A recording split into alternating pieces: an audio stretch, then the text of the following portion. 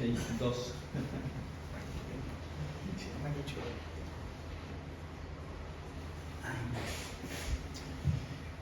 Muchas gracias, Eli, por el vaso de agua. Gracias, Santiago, también por sus palabras. Es cierto que nos conocemos desde hace muchísimos años. Salíamos como grupo también así de jóvenes casados y teníamos comunión e incluso reuniones también en su casa. Tuvimos algunas también reuniones de matrimonio y demás. La verdad es que llevamos tantos años que incluso la hermana de Marga, Mercedes, pues está en nuestra congregación también, donde nos reunimos. Y bueno, la verdad es que para mí es un privilegio el abrir la palabra, pero si encima la abres en una iglesia tan querida, con hermanos tan entrañables, pues es doble privilegio, porque al final es de lo que se trata, ¿no? El disfrutar de la palabra del Señor y que nos llegue y nos llene a cada uno. Veo muchos huecos vacíos y esto es normal por el tema del verano, ¿no? Pero bueno, gloria a Dios porque la iglesia va creciendo y cuando llegue septiembre, pues seguro que os volvéis a reunir todos juntos, si Dios quiere. Mirad, Napoleón era un estratega militar que, bueno, llegó a conquistar casi toda Europa, ¿verdad? Y el lema de Napoleón era que la victoria es siempre para el más perseverante. La victoria es siempre para el más perseverante.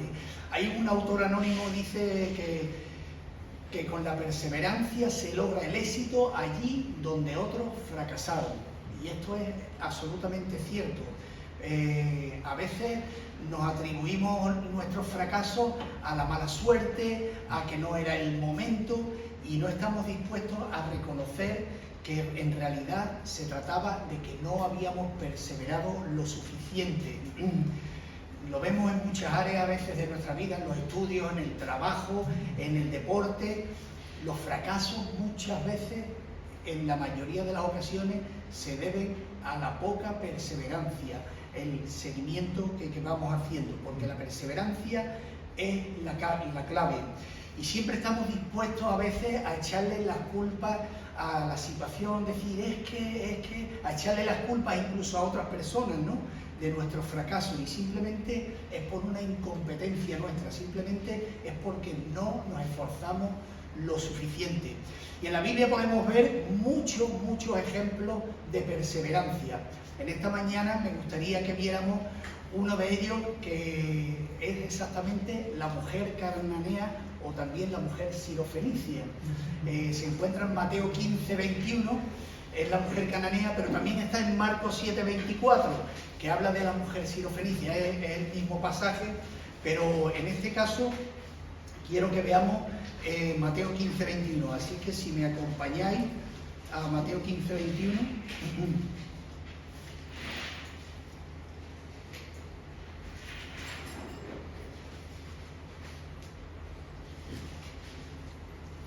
Son 7 versículos. Dice así la palabra: saliendo Jesús de allí, se fue a la región de Tiro y de Sidón. Y aquí una mujer cananea que había salido de aquella región clamaba diciéndole: Señor, hijo de David, ten misericordia de mí. Mi hija es gravemente atormentada por un demonio. Pero Jesús no le respondió palabra. Entonces, acercándose sus discípulos, le rogaron diciendo: despídela, pues da voces tras nosotros. Él respondiendo dijo: no soy enviado sino a las ovejas perdidas de la casa de Israel. Entonces ella vino y se postró ante él diciendo: Señor, socórreme. Respondiendo él dijo: no está bien tomar el pan de los hijos y echarlo a los perrillos. Y ella dijo: sí, Señor, pero aún los perrillos comen de las migajas que caen de la mesa de su amo. Entonces respondiendo Jesús le dijo: oh mujer, grande es tu fe, hágase contigo como quieres. Y su hija fue sanada en aquella hora. Fijaos, la perseverancia, ¿verdad? Aquí hay un gran ejemplo, el no desmayar ante la adversidad, el seguir adelante. Dice el verso 21, dice que saliendo Jesús de allí se fue a la región de Tiro y de Sidón. Y a mí, aunque no me gusta contextualizar, y yo sé que a algunos de vosotros tampoco os gusta que contextualicen, es que la contextualización muchas veces te lleva a irte del pasaje, a perderte y ya no vuelves más. Por eso, pero hay que ver el contexto, porque si no vemos el contexto quizás no entendemos muy bien de lo que está hablando. Aquí el Señor Jesús, en el versículo anterior justo, había terminado una disputa que había tenido con los fariseos y con los escribas. Ellos decían que los discípulos no se lavaban las manos antes de comer. Y el Señor Jesús les dice, pero vamos a ver, no, lo que entra por la boca no es lo importante, porque eso va a la letrina. Lo importante, lo grave, es lo que sale de la boca, porque eso ya se pierde y eso ya no tiene vuelta atrás. Entonces, Jesús se va de Judea, es la primera vez que sale de Judea, y se va a una región pagana, 60 kilómetros, a 60 kilómetros de donde estaba, en la frontera de la región de Tiro y de Sidón, que era lo que antiguamente se conocía como Fenicia, que es donde, desde los montes del Líbano aproximadamente hasta el mar Mediterráneo. Era la región de Tiro. Y se mete en todo el centro de la idolatría, la tierra de Jezabel, la tierra de Acá, la tierra de la adoración de la diosa Asera, la casa de Baal. O sea, para ser la primera vez que sale de Judea, se metió pero de lleno en toda la idolatría. Si miramos en el Evangelio de Marcos, dice que primero, sin buscarlo, dice en Marcos 7:24 que primero fue a Fenicia. Luego en Marcos 7:31 dice que se fue luego a Decápolis y por último en Marcos 8:27 que se fue a Cesarea de Filipo. Pero fijaos, a pesar de salir de Judea, a pesar de irse a tierra idólatra, fue un ministerio muy fructífero, al menos para los discípulos, porque es la primera vez que confiesan a Jesús como Señor. Cuando Jesús les pregunta en Marcos 8:29, ¿quién dice la gente que soy yo? Dice, pues unos dicen que Elías, otros que Juan el Bautista, otros algunos de estos profetas antiguos. Y Jesús se dirige a ellos y les dice, ¿y vosotros quién decís que soy yo? Y Pedro le confiesa, tú eres el Cristo, el Hijo del Dios viviente. Era la primera vez que confesaban que Jesús era el Cristo. Y Jesús le dice a Pedro, bienaventurado porque no te lo reveló ni carne ni sangre, sino mi Padre que está en los cielos. Y a partir de ese momento tomó el camino que le llevaría a Jerusalén y de allí a la cruz. Marcos nos dice que el Señor intentaba pasar desapercibido. Y tenía un doble motivo para intentar pasar desapercibido. Lo primero era descansar de esas multitudes que le agobiaban, le apabullaban y no le daban descanso. Por otro lado, quería también formar a sus discípulos, prepararlos para el discipulado y para lo que le venía después de que él partiese. Por eso, lejos del agobio, se va a tierras paganas, pero también había otro propósito que además veremos más adelante, y es que él iba a señalar que todavía no había llegado el tiempo de abrir plenamente las puertas a los gentiles, porque a partir de ahí los judíos se tenían que saciar y luego serían abiertas las puertas a los gentiles. Y es por lo que él se escondía y se apartaba. Pero a pesar de eso, su fama había llegado mucho más allá. Tanto que una mujer, que sin conocimiento se supone, conocía de Jesús y conocía de lo que era capaz. Y dice que la mujer, escuchando a Jesús, se fue a su presencia y dice que le rogó diciéndole, Señor, Hijo de David, ten misericordia de mí. Mi hija es gravemente atormentada por un demonio. Esta mujer, dice Marcos, que es sirofenicia y que hablaba griego también, por tanto, era una mujer gentil. Y Mateo la describe como una mujer cananea, una mujer pagana. Ella dice que vino a Jesús y le pidió ayuda porque lo que más amaba en este mundo estaba gravemente enferma, estaba atormentada por un demonio. Y es que existen los atrevidos, existen los valientes, existen los héroes y existen las madres. Y es que la madre está por encima de todo, porque para una madre un hijo es lo mejor del mundo, es lo más listo, lo más bueno, lo más rápido. Luego el hijo a lo mejor no es tan listo, ni tan bueno, ni tan guapo, ni tan rápido, pero para una madre es lo más importante. Por lo tanto, está dispuesta a hacer lo que sea y se tira a los pies de Jesús, gritándole, y no le importa el ridículo. Su hija necesita ayuda y ella sabe que lo puede conseguir ahí. Esta mujer da voces, pero no da cualquier voz. Designa a Jesús como el hijo de David. Fijaos, hasta ahora los judíos nunca lo habían designado así. Y va a un territorio pagano y allí es donde escucha hijo de David. Dice que la palabra griega Señor es la palabra Kyrios, que significa amo o dueño de este mundo. Por tanto, esta mujer clama a Dios, al Dios creador del universo, al que con su poder hizo el universo. Quizás Jesús añoraba haber escuchado estas palabras en Judea y sin embargo consigue escucharlas aquí.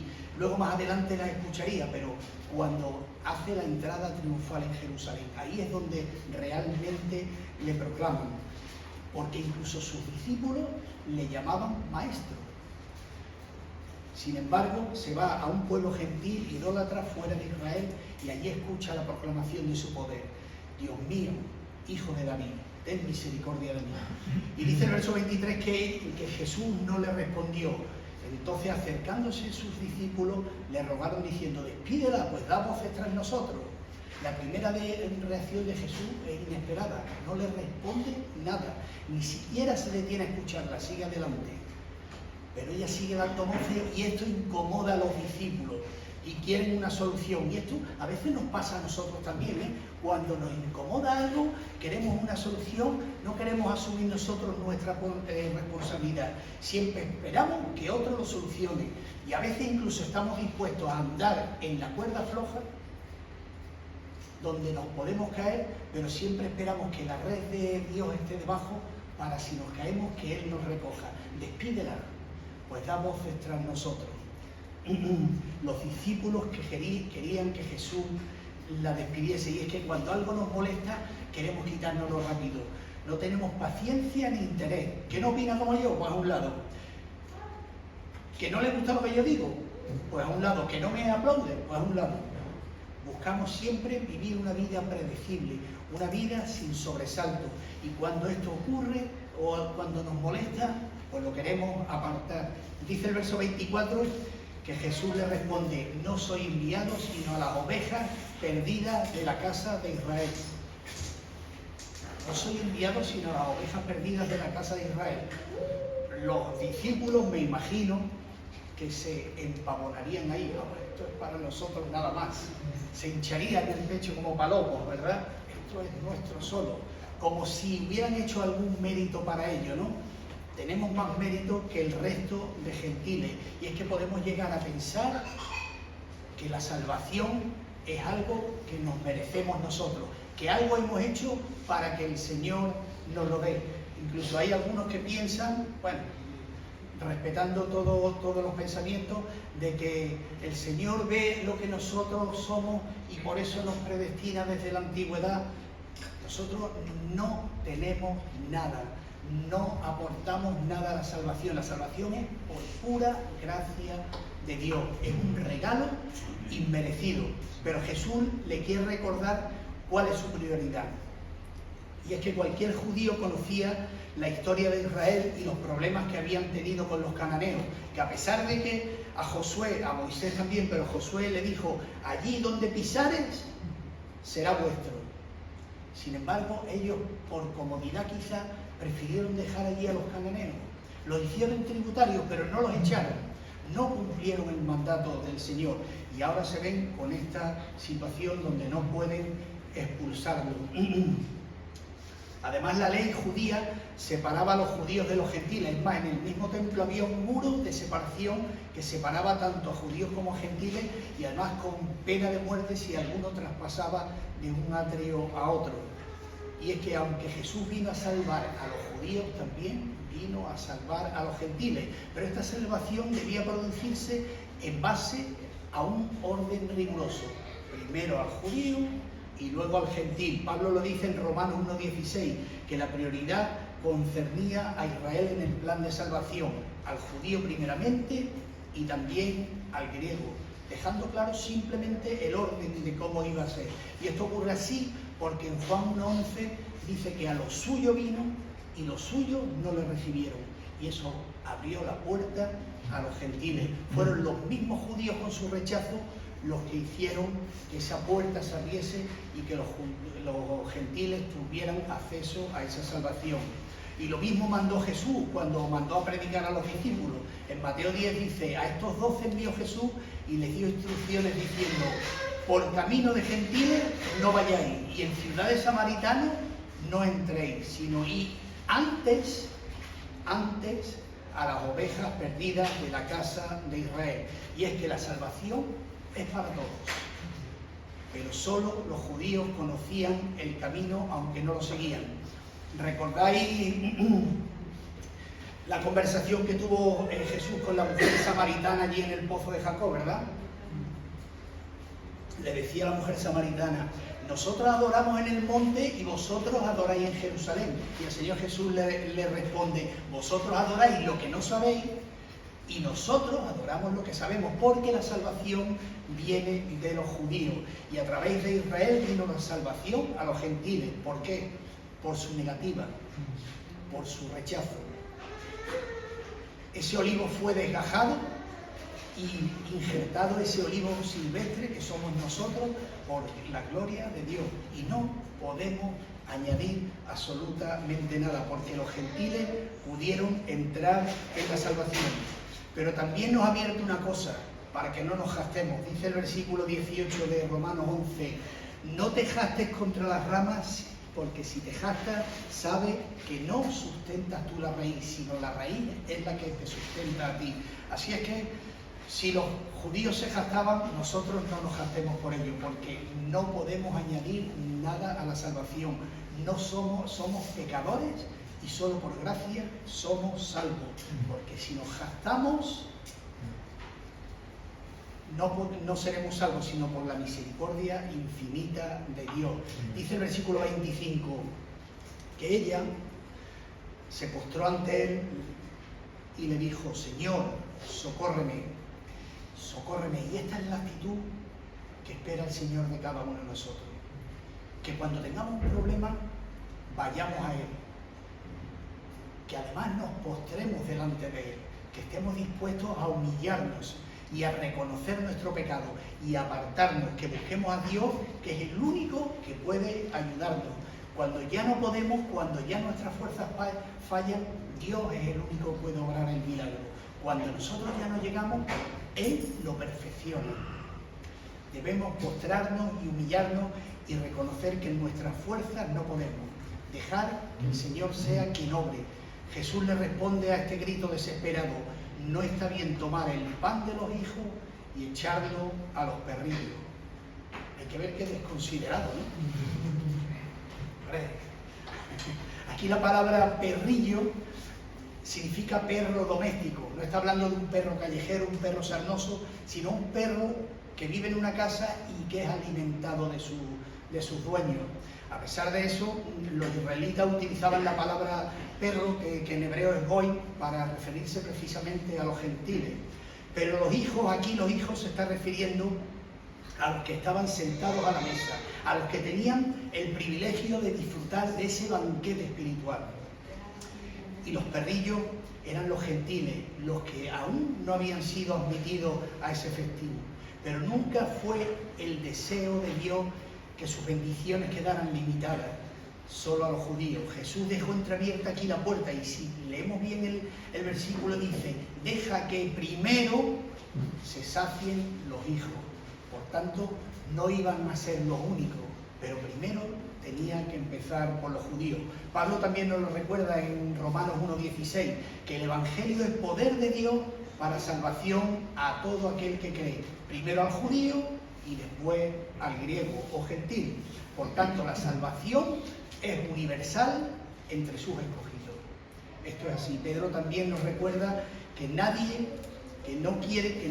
que Jesús no quiere, o sea, que Dios no quiere que nadie perezca, sino que todos procedan al arrepentimiento.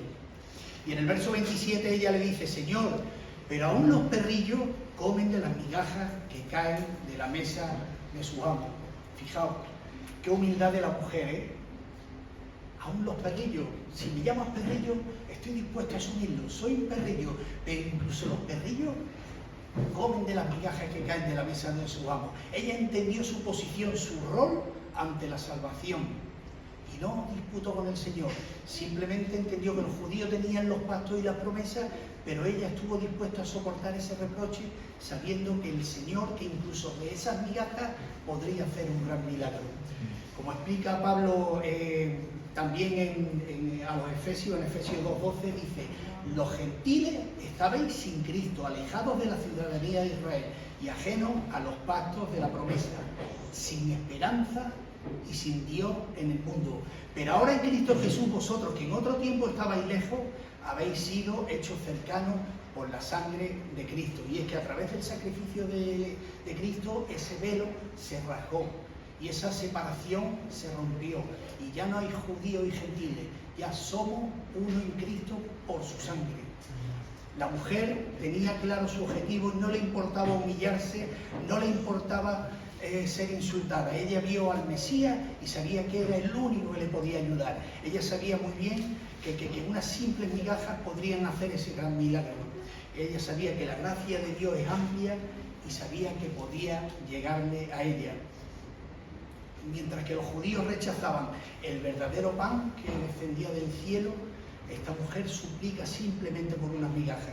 Y algunos podrían catalogar las palabras de Jesús como dureza, no queriendo ayudar a esta pobre mujer, pero el Señor aprovecha esta ocasión para enseñar a sus discípulos, para formar a sus discípulos. Esta era una ocasión muy buena para que sus discípulos entendieran que esto tendría que ser por fe. Sin apenas evidencia de esta mujer, se presenta delante del Señor y el Señor, saltándose ya las barreras y los prejuicios, con su perseverancia le permite esa salvación. Como decía Napoleón al principio, la victoria es siempre del más perseverante. Dice el versículo 28, oh mujer, grande es tu fe, hágase contigo como quieres. Y su hija fue sanada en aquella hora. Jesús reconoce ante todos los presentes la fe de esta mujer. No le dice que vaya a la iglesia los domingos, no le dice que diezme o ofrende, no le dice que se involucre en tal o cual ministerio. Solo fe, confianza en Él. La fe bíblica no es un salto al vacío. Se llama fe porque requiere confianza, pero Jesús no llamó ciegos a los creyentes, llamó ciegos a los incrédulos por su ceguera espiritual. Y lo que podemos apreciar es que este fue un medio por el que el Señor sacó a relucir la fe de esta mujer gentil. Y esto contrastaba fuertemente con la maldad de los judíos, que a pesar de su luz seguían siendo duros y rebeldes y andando en oscuridad.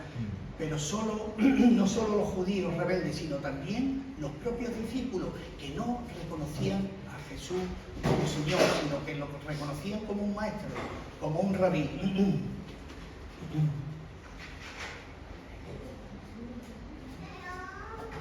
Notemos una cosa, que el Señor sigue usando el pan en sus ilustraciones. La mujer logra entender que precisamente unas migajas simplemente podrían hacer ese milagro que ella necesitaba. Y por contraste, los discípulos que vieron ese gran milagro de la multiplicación de los panes y los peces no entendían ese milagro, porque sus ojos estaban cegados, su corazón no entendía aquello, no lograban entender ese significado.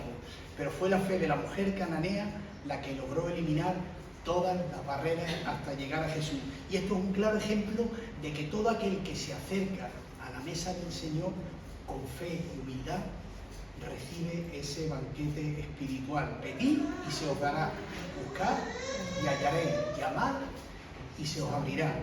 El Señor sanó a la niña a distancia por medio de su palabra, y esto sirvió para que otra vez más la mujer se diera su fe, ¿no? Ella creyó en ese momento, no estaba con la hija, no la estaba viendo, sin embargo, la palabra del Señor sirvió simplemente para saber que su niña había sido sanada. Con plena confianza regresó a su casa y con absoluta seguridad que Dios había sanado a su hija. pero necesitamos tener fe. Mirad, esta historia no sé si es cierta, pero al menos ilustrativa es.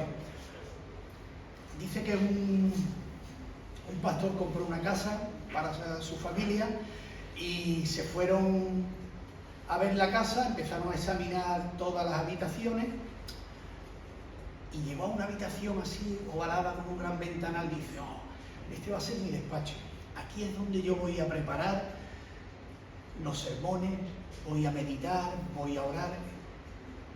Y descorre las cortinas y abre las ventanas y se encuentra un enorme árbol delante que le impedía ver el horizonte. Y dice: esto el Señor lo tiene que quitar. Y de esa misma noche se puso a orar, no durmió en toda la noche, estuvo orando toda la noche, y cuando llegó por la mañana a esa habitación, descorrió las cortinas, abrió el balcón, allí estaba el árbol. Dice: ven, lo sabía. Le faltó esa fe que podía haber hecho que ese árbol no estuviera, porque la fe mueve montañas, pero a veces no lo hacemos realmente convencidos de que el Señor puede obrar. Porque cuando tenemos fe podemos lograr cualquier cosa. Y no es de extrañar el reproche de Jesús hacia las ciudades de Judea, donde habían visto tanta gloria y tantos milagros y no se habían convertido. Por eso en Mateo 11, 21 dice: ay de ti, Corazín, y ay de ti, Betsaida, porque si en Tiro y en Sidón se hubieran hecho los milagros que han sido hechos en vosotras, tiempo ha que se hubieran convertido en cilicio y en ceniza. Por tanto os digo que en el día del juicio será más tolerable el castigo para Tiro y para Sidón que para vosotras, Corazín y Betsaida. Y como conclusión me gustaría que nos parásemos, que reflexionásemos un momento, que nos hiciéramos una pregunta: ¿qué estamos haciendo con nuestra vida? ¿Cuáles son nuestras prioridades? ¿Dónde está nuestra confianza? Solo cuando la mujer reconoció que no era digna de lo que pedía, es cuando recibió. A veces el Señor pone nuestra fe a prueba, pero debemos esperar en Él y descansar en Él, reconociendo que las misericordias de Dios son infinitas, porque Él está siempre dispuesto a bendecirnos. Tan solo necesita una fe genuina de parte nuestra, que estemos confiados en Él y que tengamos confianza de que Él va a obrar, porque nuestra confianza es su poder. Creer que Él lo hará, una vida de oración y una vida de comunión. Mirad, la frase "no temas" aparece en la Biblia 365 veces. Quizá una para cada día del año. No temas. Es como ese silbo en medio de las circunstancias que nos relaja, que nos apacienta. No temas. Cada vez que tengamos un problema, cada vez que estemos en un trance, una dificultad, pensemos en ese no temas. No temas, tenemos uno para cada día. Él cuida de cada uno de tus cabellos. Perseveremos en la palabra, perseveremos en la fe. El Señor Jesús decía: el que persevere hasta el fin, este será salvo. Y es que la perseverancia es la verdadera identidad del creyente. El mismo Jesús también en Lucas dice en 9:62: ninguno que poniendo la mano en el arado mira hacia atrás es apto para el reino de Dios. Por lo tanto, en esta mañana, hermanos, perseveremos, no desmayemos, y será la forma de ver el cambio de Dios en nuestras vidas. Será la forma donde veremos el poder de Dios en cada vida. El Señor nos bendiga. Amén.